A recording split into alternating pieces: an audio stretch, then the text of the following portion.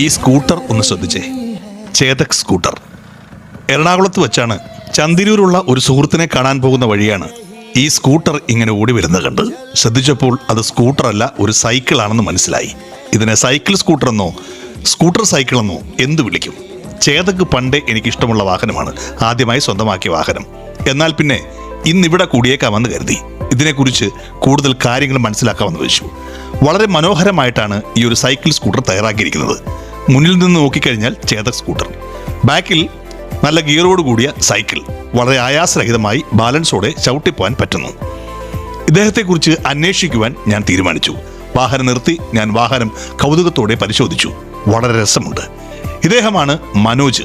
ഈ പണിയോടൊപ്പം തന്നെ വേദികളിൽ കിടിലം തമിഴ് മലയാളം പാട്ടുകൾ പാടുന്ന കിടിലം ഗായകൻ കൂടിയാണ് ഈ മനോജ്. വണ്ടിയെക്കുറിച്ച് കൂടുതൽ അറിയാൻ ഞാൻ തീരുമാനിച്ചു.